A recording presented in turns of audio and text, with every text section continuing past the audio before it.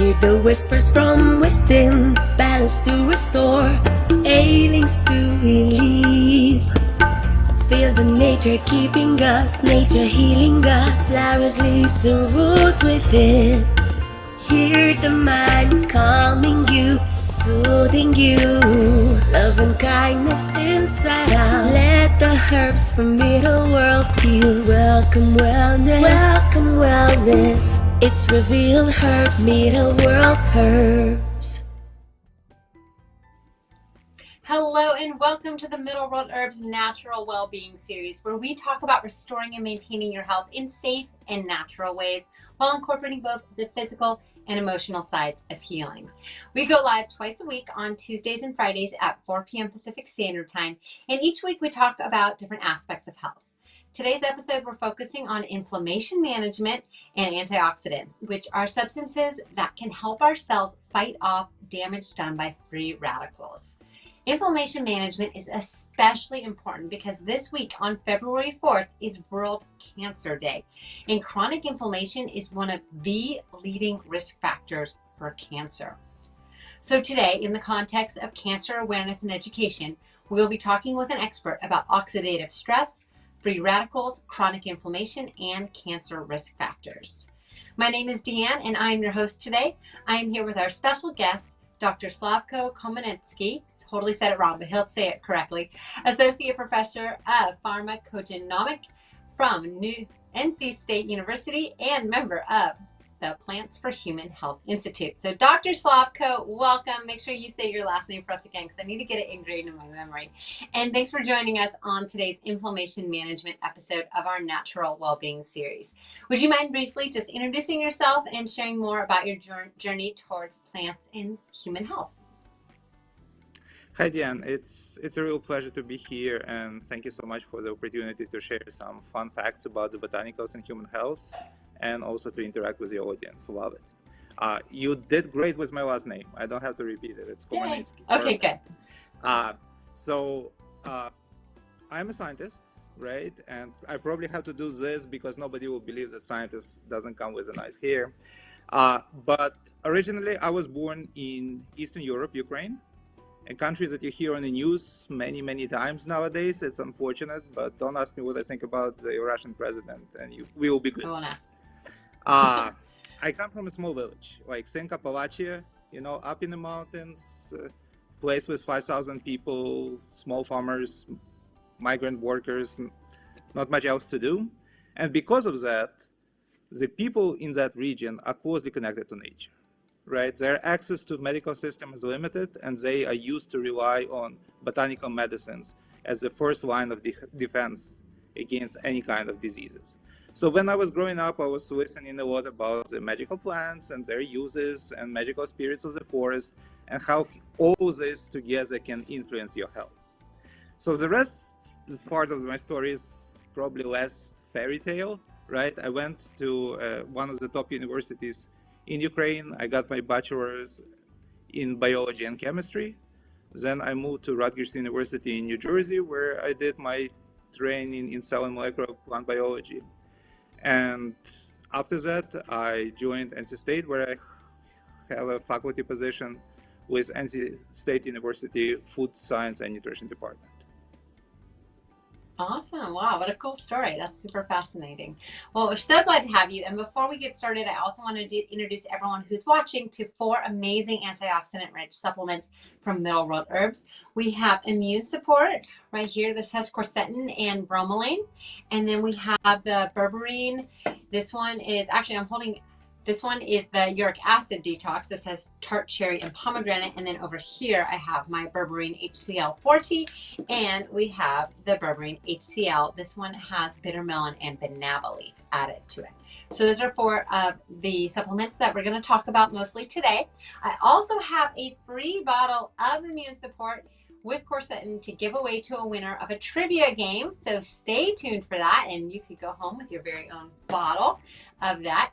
Be sure to hit our follow button below to stay connected, and a very special thanks to each and every one of you who has followed us so far.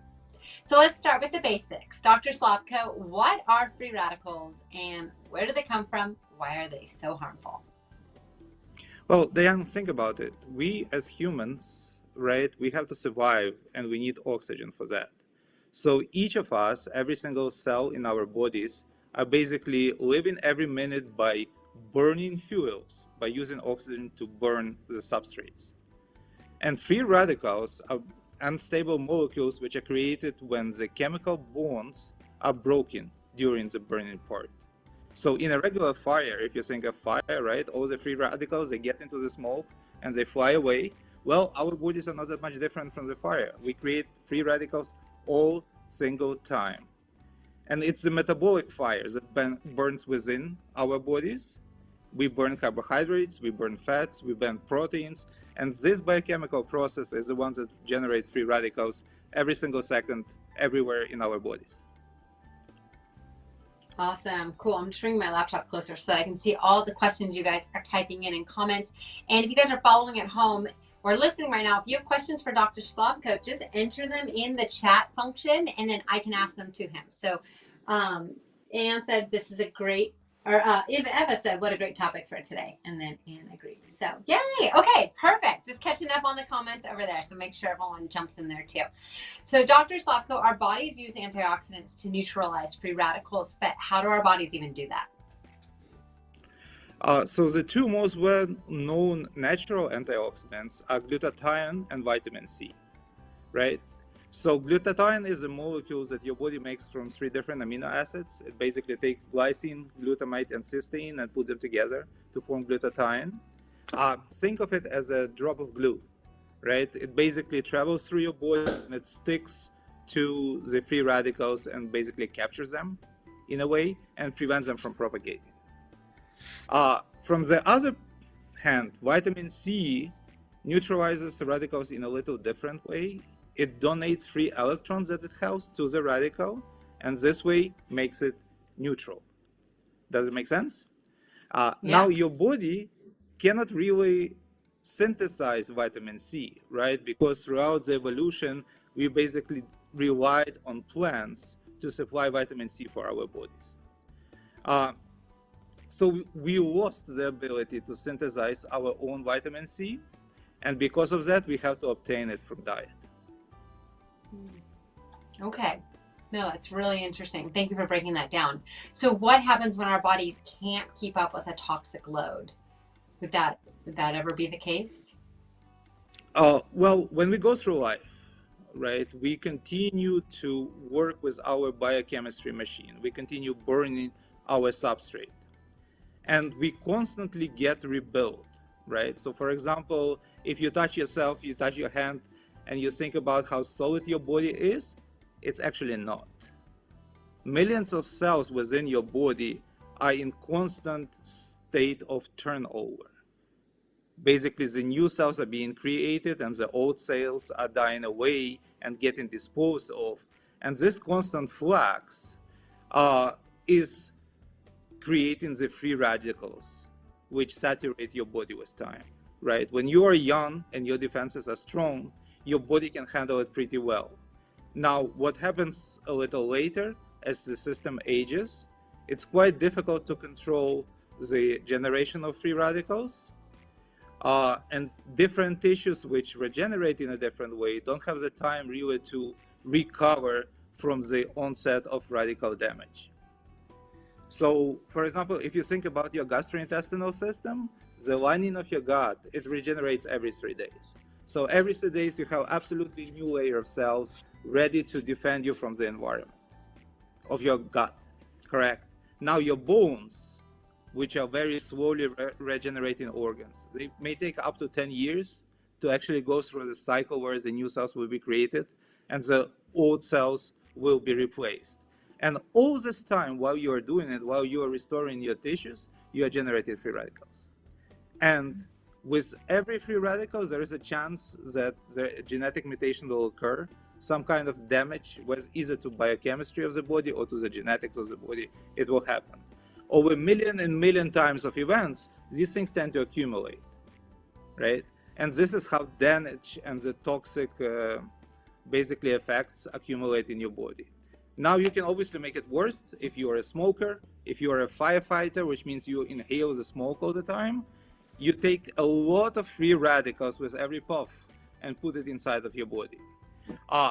You face chemicals in the environment all the time, right? And it doesn't really matter where you are. You can be sitting inside your home and smelling some incense which you bought from the store, and there will be a bunch of chemicals which the incense throws into the environment. And whether you want it or not, you are exposed to them.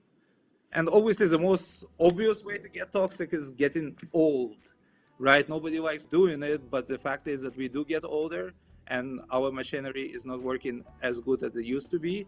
So every time a little bit of free radicals are being left in the back of the tissue, and that keeps accumulating. Okay, wow, that's interesting. Okay, well, I want to share with everyone a little bit more about the immune support with quercetin and bromelain. This formula includes 500 milligrams of quercetin per capsule and 100 milligrams of bromelain. And Dr. Slavko is going to go over and explain the benefits of each of those. Each bottle, it has 60 veggie capsules in it. It's 1 capsule daily, that's your dose, and it's $19.99 on Amazon. But right now, for our live audience, you actually get 20% off. So definitely use that deal because it goes away when we're not live. So that's a really good one. All right, so let's spend a few minutes talking about quercetin. Dr. Slavko, why does quercetin pop up so often when we talk about antioxidants? Let me sound scientific just for a second, okay? So quercetin is one of those phenolic molecules which has an optimal structure for being an antioxidant.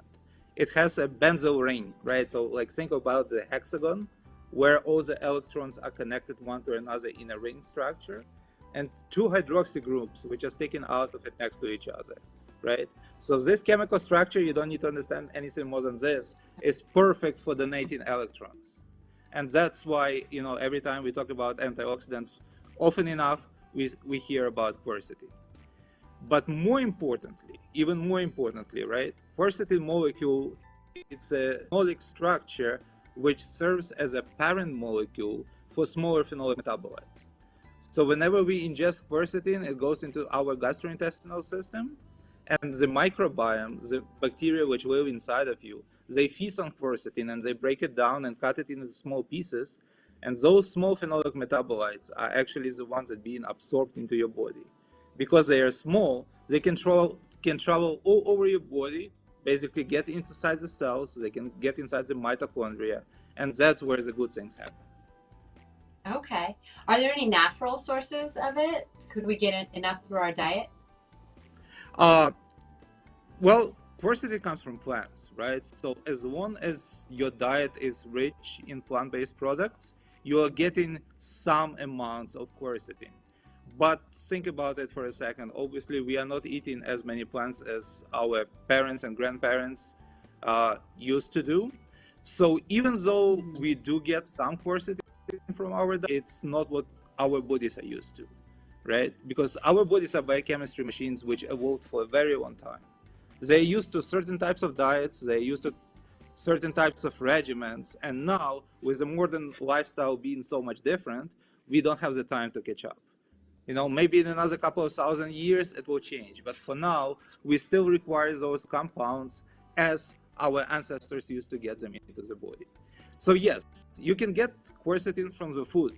A couple of examples, you can think of onions, right? I mean, if you're a fan of eating fresh raw onions and cry about it, that's the perfect source of quercetin, one of the richest one, but not everybody likes that, right? If you're eating apples, quercetin is actually accumulating in the skin of these fruits. So if you eat apples with the skins on it, you do get some quercetin into your diet. If you're a fan of parsley, but I'm talking parsley in large amounts, not like a little simple pinch, which is thrown in food, that's not good. You have to eat a pound of parsley to get a good dose of quercetin that comes with it. You got to be a big fan of parsley then. That's a lot of parsley. Of course. All right, so there's been a lot of studies with quercetin's numerous benefits, from inflammation, heart health, even anti-cancer properties. Can you tell us a little more about that? Right. So originally, when we started studying quercetin about 30, 40 years ago, most of the science groups that were working with the quercetin, they focused on antioxidant properties of the molecules, right? Because this was one of the most evident ones, which was easy to study and easy to explore. And as we studied it more and more and more, we realized that the parent molecule itself, right, is just the beginning. And the real magic happens when we ingest the molecule. Remember, I mentioned the microbiome, right? So what happens, basically, the microbiome takes the parent molecule and breaks it into a smaller piece, right? And suddenly the smaller piece, remember the ideal structure that I'm talking about, the phenyl ring with the 2 hydroxy groups taken on it? This is a structure that it's very easy to go through the membranes to get into the cells and travel around the body. So most of the recent research, if you look in the last couple of years, is focusing on this, right? We are not already asking the question what quercetin does for us exactly. We are asking what happens to the quercetin once we ingest quercetin into our bodies, right? And this is one of the hottest trends about the molecule itself.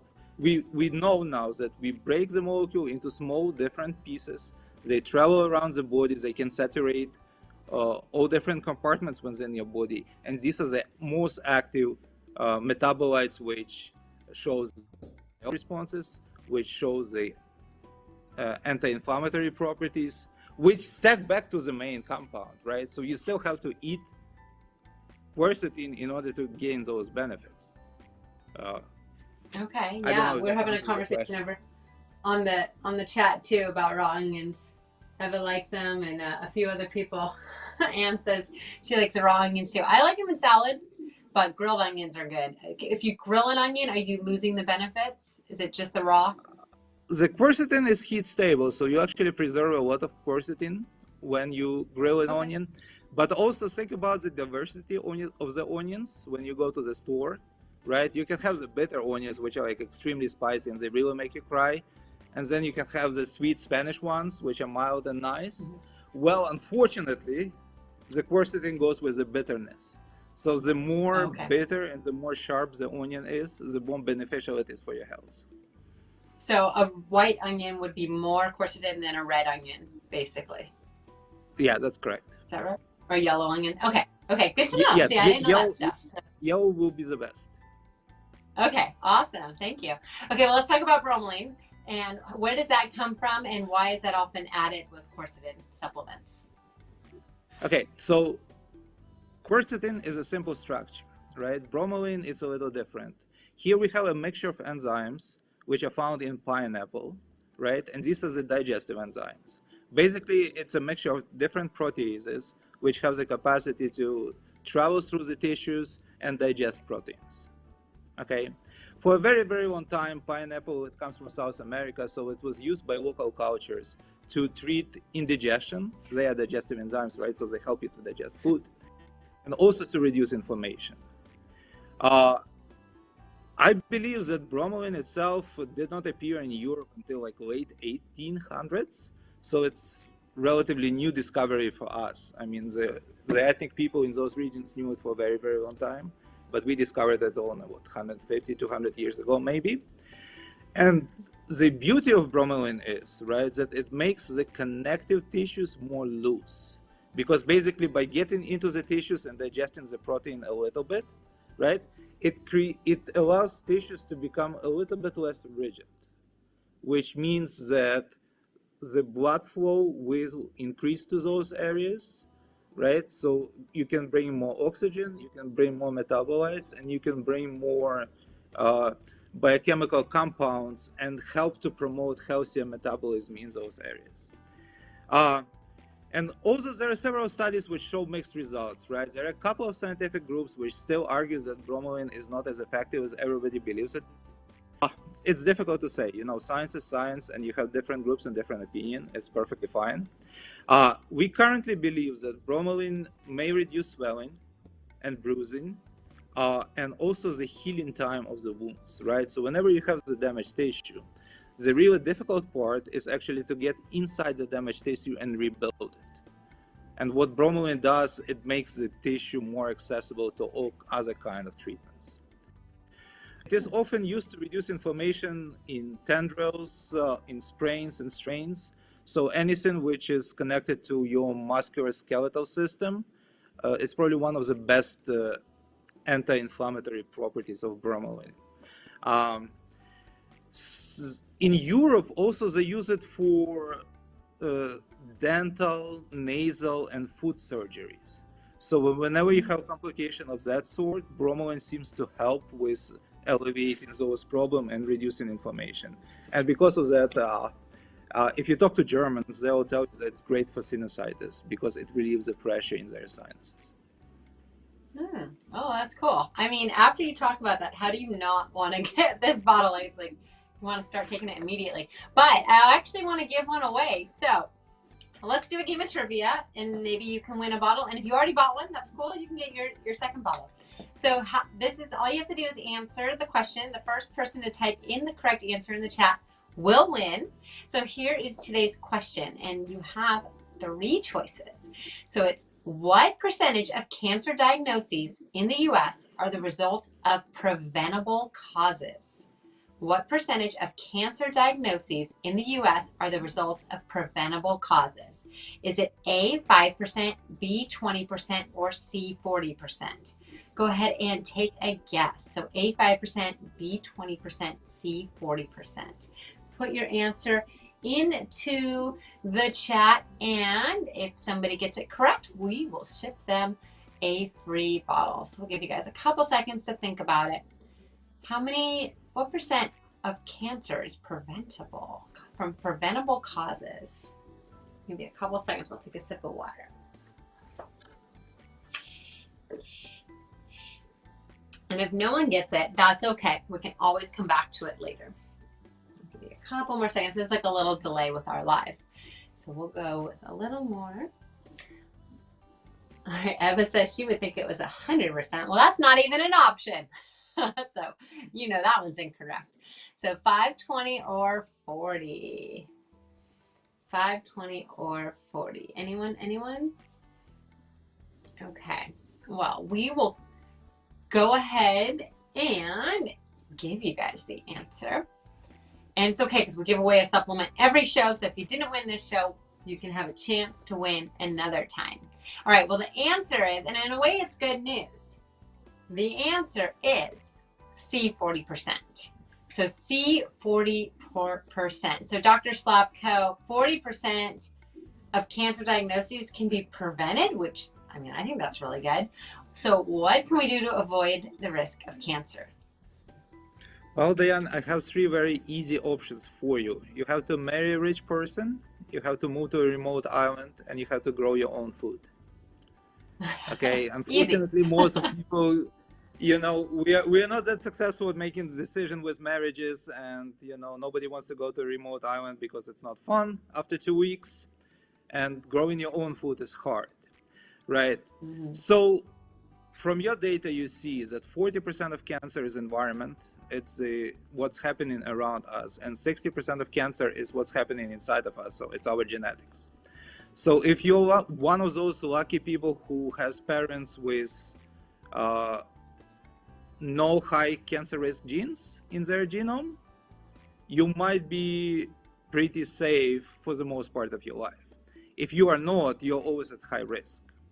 And one of the biggest problems with cancers is our exposure to chemicals, right? Like by nowadays, we are so used to them that we don't even think about it, but a lot of the plastics around us, a lot of the chemicals in the air, water, and our food, they are all basically carry some risks of the cancer associated with our body. This is the percent of the environment that you can control. So one of the easiest things is to stay cancer free is basically to stay away from the chemicals in your environment, if you can. Okay, awesome.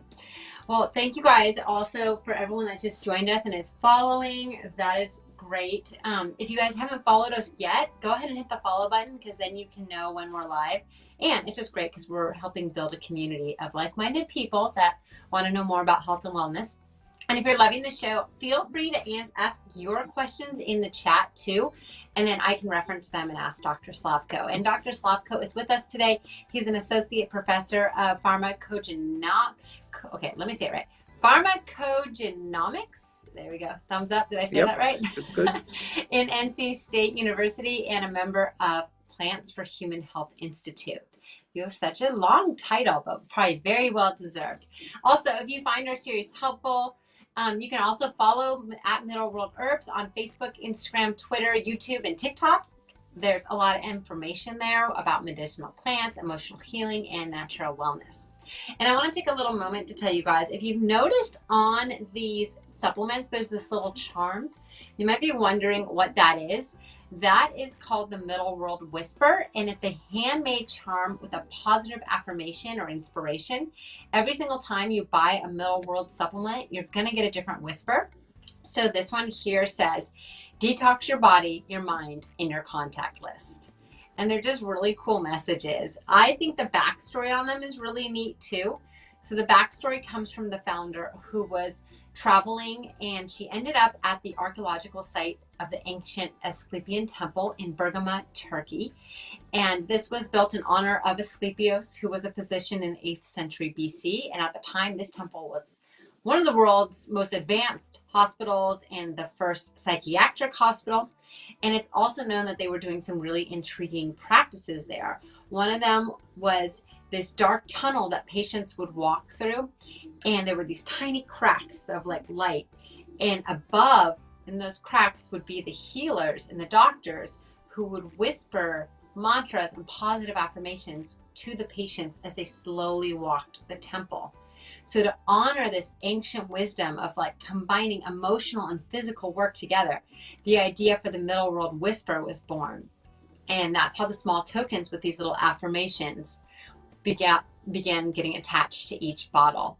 And not only are they great in their message, they're really cute. Like you could collect them and keep them. So after your bottle is done, you don't have to throw them away. You could put them on a keychain, tie it to a bracelet, or even give it on a gift to someone you love, or keep it for yourself for your mindfulness practice. Okay, so we have 2 more incredible supplements to share. I have Middle World Berberine HCl 40 and Middle World Berberine with bitter melon and banana leaf. So Dr. Slavko, I'm going to bring you back into the conversation. I'd love to learn more about the properties of berberine. Is it an antioxidant? Oh, well, there are 2 plants which are the best source of berberine, and they're called barberry and also the tree turmeric. The compound itself is yellow, right? That's why if you look at your capsules, you will see that like bright yellow. That pretty much shows you that, this is a true berberine which is found in the capsules. The berberine can be found in every part of the plant. So it's found in fruits, it's found in stem and leaves and wood and roots. The plants are basically saturated with that compound. And what plants it uses for, it uses to protect itself from the environment. Whenever different microbial or fungal diseases or pathogens attack the plant uses berberine to basically fight off the infection, right? And many human groups also use these compounds to fight off the infections. We both use the anti-inflammatory and antimicrobial properties in berberine as a supplement. The berberine has the ability to reduce inflammation. It can travel throughout the body and promote the health of the cardiovascular system. And it also counteracts the bad microbes in your gut. So basically it has some type of antimicrobial properties. Now, there is one thing that you have to be a little bit careful about berberine. It interacts with the enzymes in the liver. So if you are taking a lot of medications, you have to watch out for those interactions between berberine and the prescribed medications that you are taking. Okay, thank you. That's really good information. And just as you were saying, you can see that really beautiful yellow color in both of them, that real vibrant, beautiful yellow color. And in fact, the berberine that is in the supplement is an unprecedented 97% purity, which has been confirmed by third-party testing. And berberine with bitter melon and banana leaf has a little bit of a lighter color because it includes bitter melon and banana leaf in addition to the berberine. Both are made in the USA, GMP certified and thoroughly tested by third-party labs, and these have gone through microbial testing, heavy metal testing, identity testing, pesticide, and strength testing. They are veggie capsules. You're going to get 60 per bottle, and berberine HCl 40. That's this one right here. This is at $18.99, and then the one with the bitter melon and banana leaf is $20.99. But you're also getting your 20% off. So you're going to get that during this live. So we often get asked between berberine and berberine with bitter melon, which one should they take? So Dr. Slavko, how does someone choose which one? Okay, so there are two major reasons why would you consider adding berberine to your diet.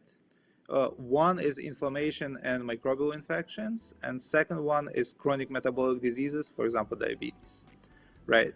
So if your primary concern is to support your immune system and prevent microbial infection gut, I would focus on berberine itself because that's what it does most efficiently, right? However, if you are trying to manage chronic metabolic disorders, I think the combination will be better. And here, let me try to explain why I'm saying that.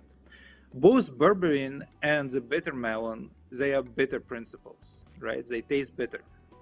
And something very interesting happens when we taste bitter things. So again, I say the word a lot, evolutionary, we come from human subjects which used to eat a lot of plant foods. And plants were basically the only sources of carbohydrates in our diet, right? Forget this, I'm talking about time before the fire, before cooking, before all the wonderful recipes and all the French cookies on the table. We basically ingested carbohydrates only from plants, okay? I think this is one of my theories, is that our bodies learn to recognize that bitter principles which come from plants often enough come together with carbohydrates. So whenever our digestive system sees bitter principles, it knows that carbohydrates are coming in, and it reacts by slowing down the absorption, right? Because one of the major reasons why carbohydrates are bad for you in large amounts is the fact that they cause glucose spikes in your bloodstream, right? And especially if you eat in processed foods, when all this glucose and all these simple sugars are basically ready for you to absorb, they rush into your bloodstream. And that spike, right, it's actually a spike. If you look at the chromatogram, you will see like a nice pretty spike of glucose entering the bloodstream. This is what causes most complications, which are seen in cardiovascular diseases and in diabetes. Well, the interesting thing that I've seen in my research, and other groups are also confirming this, is that gastrointestinal cells, they have beta receptors which sit together with the sugar receptors next to each other, right? And the sugar receptors, what they do, they basically grab the molecule of sugar from your gut and they transport it into your body. What beta receptor does, it recognizes the beta principle, it tells the sugar receptor to slow down, basically saying, you know, not so fast. Give it some time, make sure you digest the food and you absorb the glucose more slowly, right? So for that, the combination of two beta principles, both berberine and bitter melon, I think is more beneficial. Okay. And just like you were saying, there's a lot of evidence with berberine's benefits, and some of that even includes anti-inflammation, anti-cancer properties. Quick search on PubMed will return over 6,000 scientific publications. And I know most of us don't have time to read through that. So what are the highlights of the most, like the research that's been done on this herb? Right. Well, if you think about medicinal use of barberry, it goes back maybe 3,000 years.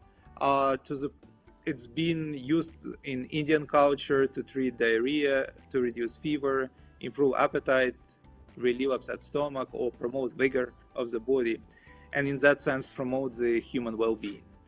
Today, it's widely used for medicinal purposes in some of the Asian countries. So for example, in Iran, they actually use berberine as a prescribed drug for biliary disorders, so basically to help you with gallbladder diseases. Berberine is used to support the immune system and resolve infections and inflammation, just like I already mentioned before, but specifically targeting the urinary infections. So when you're thinking about bladder health, when you are thinking about urinary tract health, berberine is one of the probably best supplements to help your body fight the microbial infections that happen in those places.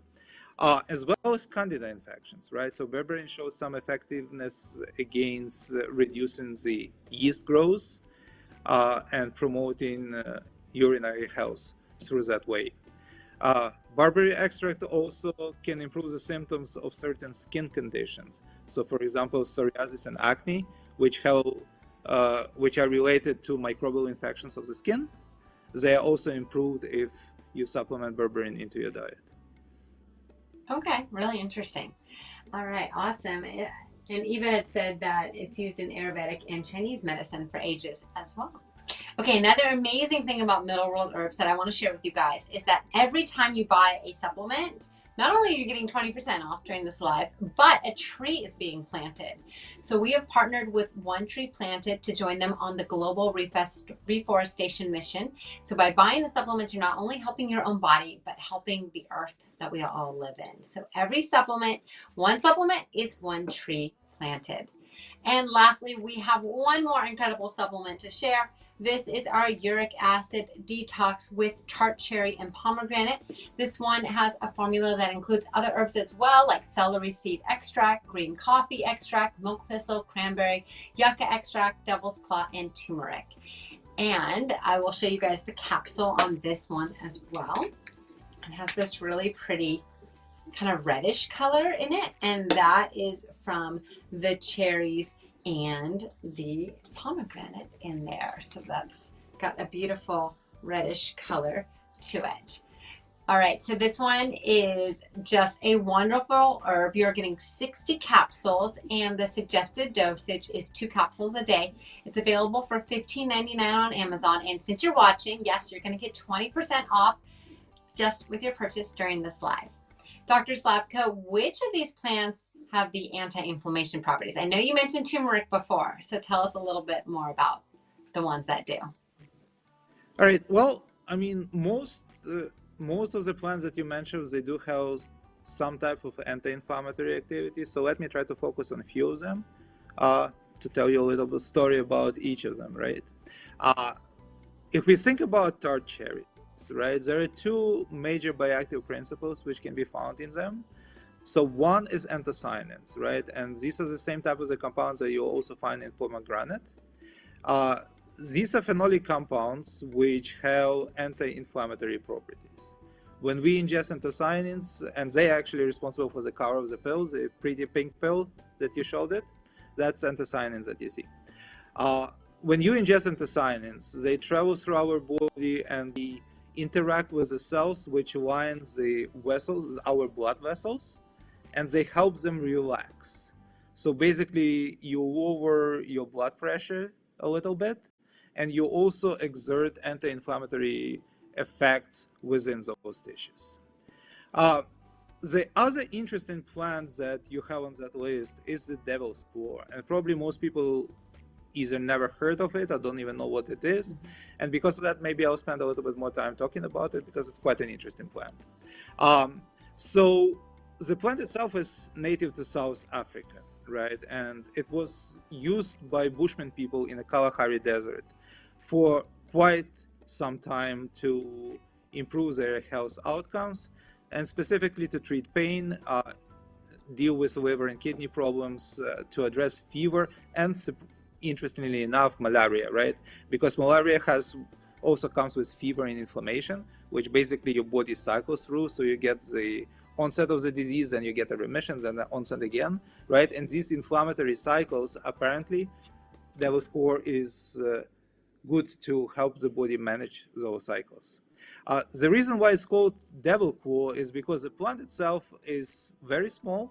It grows on the surface of the soil, right? And it has big, sharp thorns, which look kind of like claws.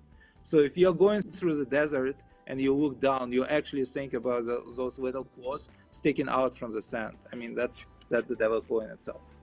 The Europeans and Northern Americans, they didn't discover devil claw until probably early 1900s, when the dried roots became available on the market.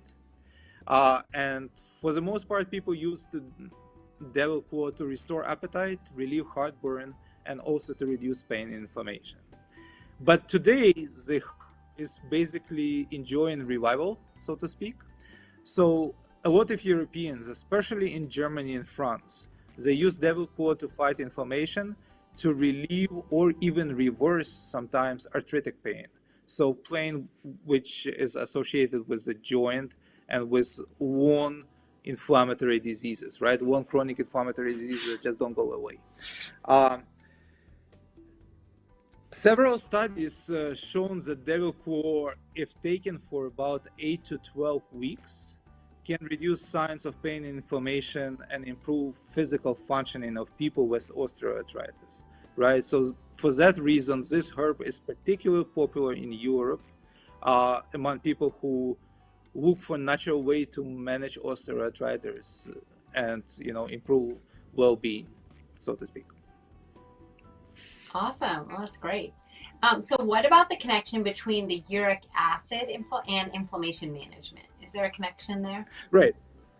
So when we think about uric acid, one word comes to mind, and that's gout, right? Gout is a very common nowadays disease, which is basically a form of arthritis, right? So this is a pain and inflammation that happens in the joints, but the reason for that pain inflammation is a little bit different, right?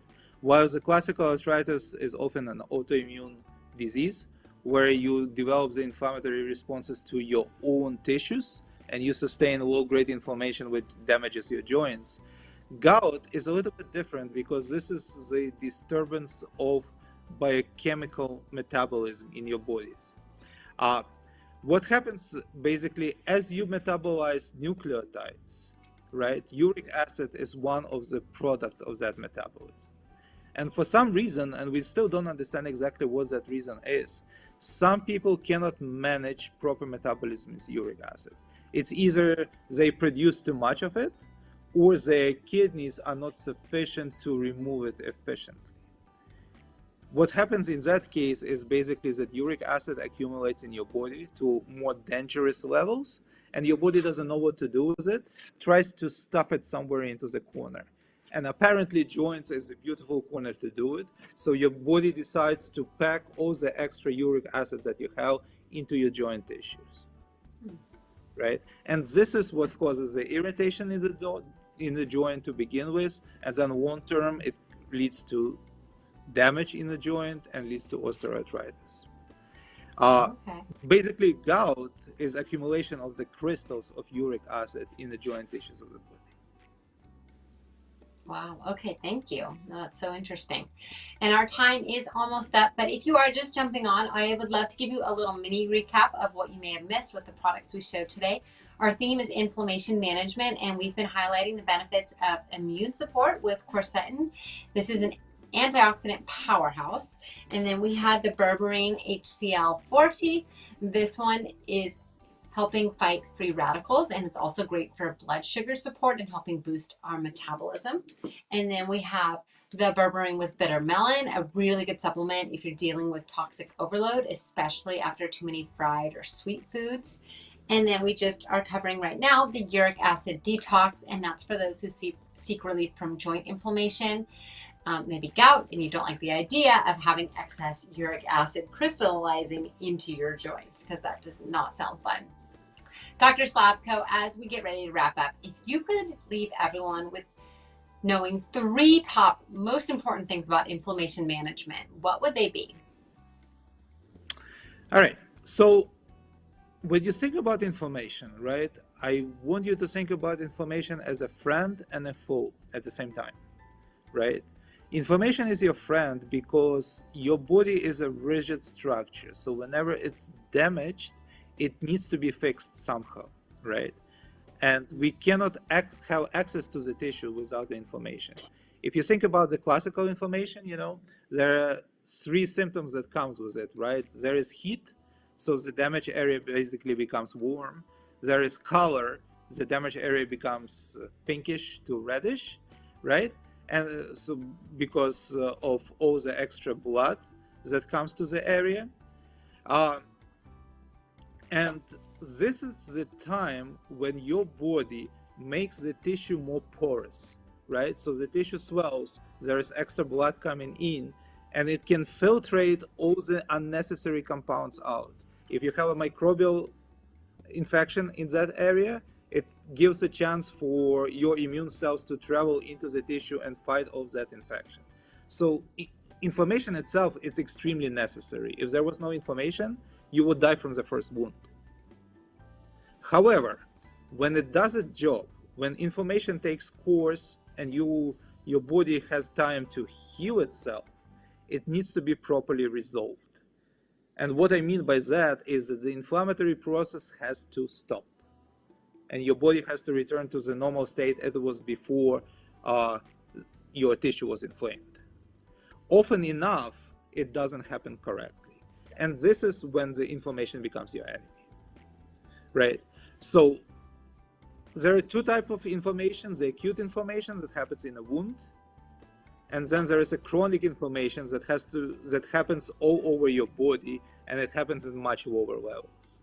In both times, the short-term inflammation is good for you. It helps your body to heal. The long-term inflammation, the one that goes for months and months and months and months and is not getting resolved, is actually damaging your tissues, right? So this is the first thing that I want you to remember.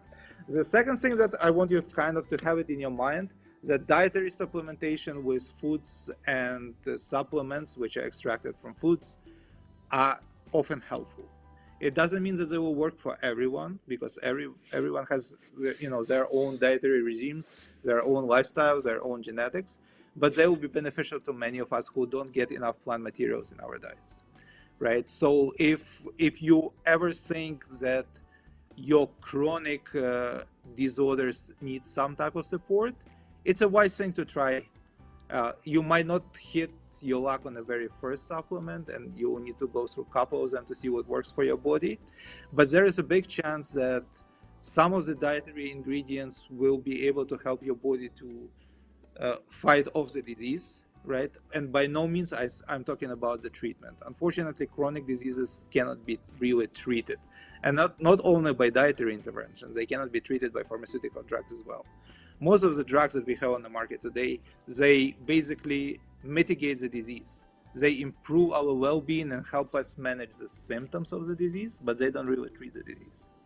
And in many instances, using botanical interventions to, again, help you manage the symptoms of disease is perfectly acceptable. And then obviously the last thing that I want you to remember, if your disease is really strong and if you cannot manage your system, of course, don't hesitate a second and contact a medical doctor and look for any other medical interventions which can be helpful in your case. Yeah, that's really good advice. I love that. If anyone has specific questions for Dr. Slavko before we end, go ahead and type them in the chat. We probably have just a few more minutes that we may be able to answer some other questions. But also, just so you guys know, coming up this week, we have another episode on Thursday. We're doing a fun episode on Thursday and another episode on Friday. And those will be of Dr. Jackie. So we'll be back with Dr. Jackie. If you haven't already followed us, make sure you hit the follow button. That way you guys can always be making sure you get to see these when you log in. And again, it just helps grow our community as well. So we are live at 4 p.m. Pacific Standard Time for that. So let's see if any questions have come in. There was a little bit of talk about, let's see. Oh, just finding the devil's claw out in nature. Eva has found it in her nearby forest. I don't know that I've ever seen it. I would have to see what a picture of it looks like, but if I've seen it, I don't think I've ever noticed that I've seen it. So I mean, most of the time you would have to travel to South Africa to see it, so I don't think. Okay, so that's where it's mostly located. I know Eva's in the Pacific Northwest, so maybe it's in some of the forests up there too. But it's possible that it escaped from somebody else's garden. Maybe. That could be. But it's native then to South Africa. Okay. It's native to South Africa, correct. Okay. That's great. What about with diet? I mean, obviously supplements are good to add in, and we talked about red onion or just onions in general. Is there any other style of eating that you like to be with inflammation, to help with inflammation management? Or are you just what do you use usually? One of the easiest advices that I would give to try to control chronic inflammation in your body is stay away from processed foods. Because that's what really changes your metabolism. Your body is not used, think historically, right? I mean, pretty much nowhere in the human history we're exposed to so many calories as we are today. Right? For the most time, our bodies were struggling to find an extra calorie to support our lives, and we have exactly the opposite struggle. Right? We have too many calories in our diets. And what processed foods do, even the healthy processed food, what they do, they basically transform the calories into a form which is very easy. It's palatable, it tastes great, and it's extremely easy for your body to absorb.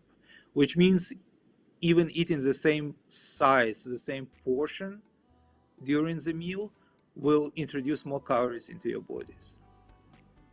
And your body is a metabolic machine. It needs to do something with the calories. Calories don't disappear. It's energy, right? It comes in and has to get out. So it will either be metabolized, or if not, it will basically be pathological to your state. Some of us are very lucky, you know, we can metabolize anything that we eat, and you always see that guys that eating a gallon of ice cream and he's skinny as a rake. But unfortunately, that's not the reality for many of us. And for that, you really want to control the chronic inflammation in your body by staying away with processed foods. And then the second, obviously, advise as many plant diet as possible. Yeah, I bet when you came from Ukraine, in a town where there probably wasn't a lot of processed foods, and then to America, you're like, what in the world? Yeah, we still have a very strong culture of cooking at home. And obviously, when you are cooking at home, just, you know, by limited choice, you avoid a lot of processed food, right? But at the same time, Ukrainian kitchen, traditional food, is very diverse. So I wouldn't say that we focus on the plant materials more than we focus on animal products. I think it's a healthy balance of the two.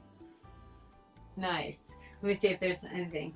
Healthy processed foods. Oh, Eva said healthy processed foods. Is that even a thing? Is there anything called a healthy processed food? Okay, so let me tell you this. All processed foods are bad, but then there are some processed foods that are better than the others, if it makes any sense at all, right? So whenever you manufacture food, it goes through several steps of processing, right? So some foods will undergo 3, 4, 5 processing steps. I'm talking about grinding, mixing, heating, storing, adding preservatives, versus some foods having only one processing step. For example, you can grind, fruits into puree and store that puree frozen until you add it into your milkshake, right? Mm-hmm. In both cases, we are talking about the processed food, but these processed foods are completely different.